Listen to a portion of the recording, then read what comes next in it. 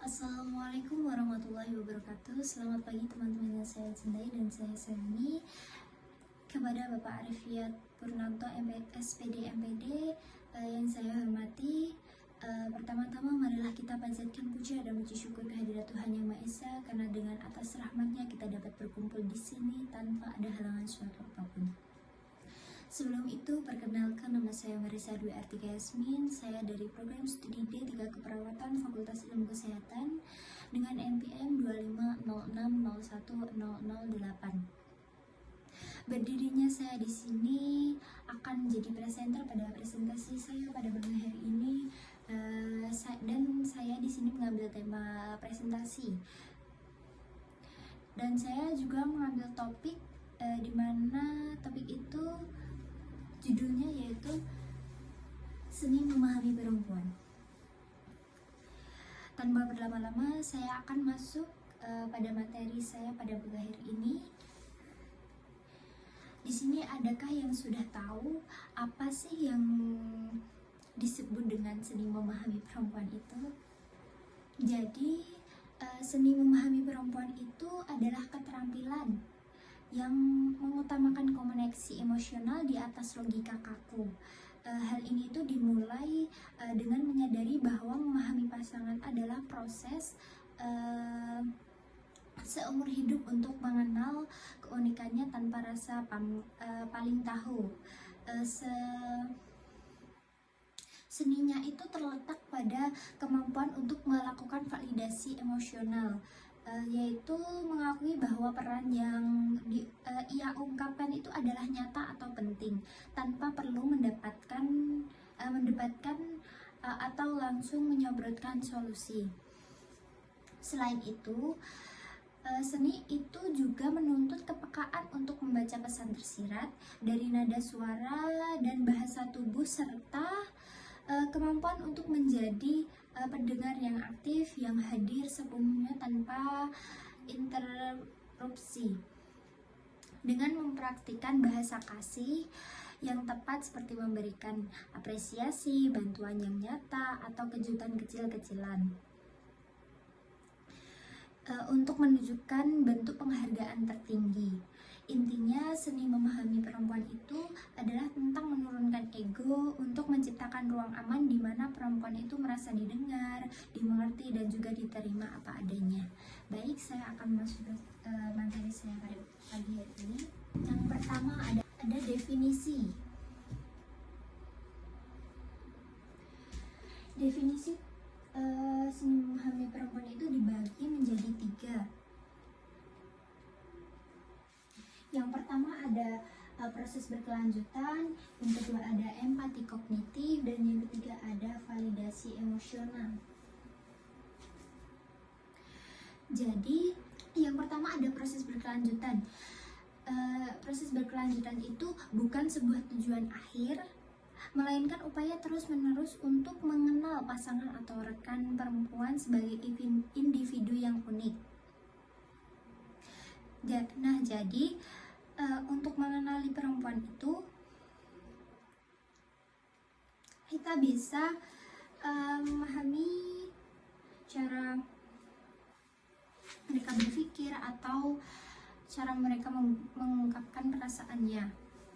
Seringkali orang itu berpikir bahwa setelah mengenal seseorang selama bertahun-tahun, mereka itu sudah tahu segalanya. Gambar ini mengingatkan bahwa manusia itu dinamis. Pasangan Anda hari ini mungkin memiliki kekhawatiran yang berbeda dengan dirinya setahun lalu. Menjadikan pengenalan sebagai proses, berarti Anda itu tetap memiliki rasa ingin tahu yang sehat terhadap pasangan. Yang kedua ada empati kognitif. Empati kognitif itu kemampuan untuk melihat situasi dari sudut pandang mereka dan merasakan apa yang mereka rasakan tanpa menghakimi. Nah, jadi itu tuh bukan sekedar kasihan. Ini adalah kerja mental untuk mengenalkan kacamata Anda dan memakai kacamata pasangan Anda. Jadi Jika ia sedih karena hal kecil, empati kognitif itu membuat Anda berpikir, itu kan sepele. Dan juga mereka itu mulai berpikir, aku mengerti kenapa bagi dia itu terasa berat. Nah, begitu. Dan yang ketiga ada validasi emosional. Di sini validasi emosional itu mengakui bahwa perasaan yang mereka ungkapkan itu adalah nyata dan penting, meskipun mungkin tidak selalu tampak logis dan bagi pria. Nah, ini itu adalah bagian yang paling sering terjadi, menjadi titik konflik antara pria dan juga wanita. Pria itu cenderung logical driven atau mencari solusi, sedangkan wanita itu seringkali membutuhkan emotional driven atau pengakuan perasaan. Nah, jadi validasi itu berarti Anda itu mengizinkan perempuan itu merasa sedih dan juga marah tanpa harus mendebatkan apakah perasaan itu logis atau tidak. Nah, itu. Yang ketiga ada pilar komunikasi. Nah, pilar komunikasi sendiri itu dibagi menjadi 3, yaitu bahasa tubuh atau nada tinggi, yang kedua ada validasi emosi, yang ketiga ada mendengarkan secara aktif. Yang pertama ada bahasa tubuh dan juga nada suara. 70% pesan seringkali itu disampaikan lewat ekspresi wajah, atau ketika kita marah itu kan biasanya kita nggak mood atau sering marah-marah. Nah, itu tidak bisa diungkapkan dengan kata-kata. Ada validasi emosi, dimana kalimat sederhana seperti aku mengerti kenapa kamu itu merasa begitu. Nah, itu tuh jauh lebih berharga daripada jangan terlalu dipikirkan begitu. Nah, validasi itu pada kalimat jangan terlalu dipikirkan atau kamu tuh terlalu sensitif itu sebenarnya adalah bentuk penolakan terhadap realitas pasangan. Nah, itu tuh membuat pasangan merasa sendirian. Sebaliknya dengan mengeluarkan kalimat aku mengerti kenapa kamu merasa begitu.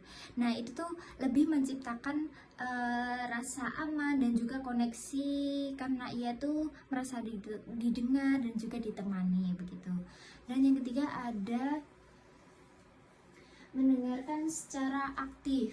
Nah, di sini mendengarkan secara aktif itu memberikan atensi penuh tanpa interupsi, adalah bentuk penghargaan tertinggi bagi perempuan. Nah, mendengarkan secara aktif itu bukan sekedar diam saat dia bicara. Ini tuh melibatkan kontak mata, anggukan kecil, dan juga yang terpenting itu tidak memotong pembicaraan. Mendengarkan secara aktif menunjukkan bahwa apa yang dia katakan itu memiliki nilai yang tinggi bagi Anda. Yang ketiga ada bahasa kasih atau love language. Nah, di sini bahasa kasih atau love language itu ada, yang pertama ada words of affirmation, yang kedua ada acts of service, yang ketiga ada receiving gift atau gift kejutan kecil-kecil begitu. Yang keempat ada quality time, dan yang kelima ada physical touch. Nah, yang pertama itu ada words of affirmation. Nah, itu kata-kata apresiasi. Nah, di sini ada pujian dan kata-kata penyemangat. Nah, itu tuh bagi orang dengan bahasa ini tuh kata-kata adalah segalanya. Pujian atas hal-hal kecil seperti terima kasih sudah sudah masak hari ini, atau pengakuan atas kualitas dirinya. Seperti, aku bangga kamu begitu sabar. Nah, itu bisa menjadi kata-kata penyemangat bagi perempuan. Dan hal itu akan membuat dirinya itu menjadi lebih merasa sangat dicintai dan juga sangat dihargai. Yang kedua ada act of service. Itu membantu melakukan pekerjaan rumah atau tugas kecil begitu. Nah, perempuan itu kan lebih suka ketika ada yang membantu itu seperti act of service, karena itu hal yang paling disukai perempuan, atau yang disebut tindakan nyata, tidak janji manis. Nah, bagi mereka itu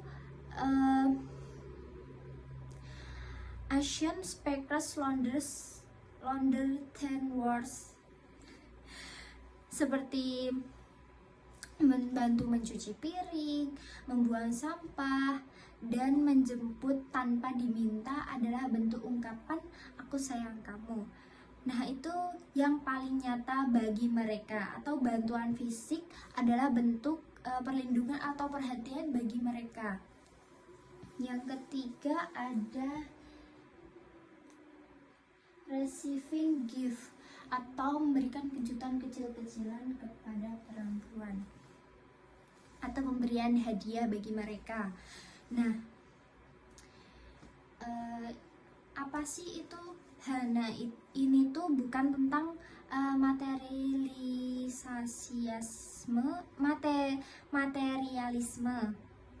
atau harga barang yang mereka berikan, tapi ini tuh tentang pesan yang diberikannya. Contohnya, aku ingat kamu saat kita tidak sedang bersama. Nah, itu tuh kayak kita tuh bisa memberikan hadiah untuk pasangan kita atau teman kita perempuan. Nah, dengan hal itu mereka itu sangat amat dihargai. Nah, yang seterusnya ada quality time. Itu kehadiran penuh tanpa distraksi gadget. Nah, quality time itu kita memberikan waktu kepada perempuan untuk mereka bisa cerita, bisa mengungkapkan apa yang dia rasakan sehari-hari, memberikan waktu, memberikan pendengaran. Intinya tuh memberikan waktu untuk mereka mengungkapkan apa yang mereka rasakan, bisa cerita secara luas tanpa memikirkan apa-apa. Nah, yang terakhir ada physical touch. Nah, itu kedekatan fisik seperti pelukan atau menggenggam tangan. Nah, yang terakhir ada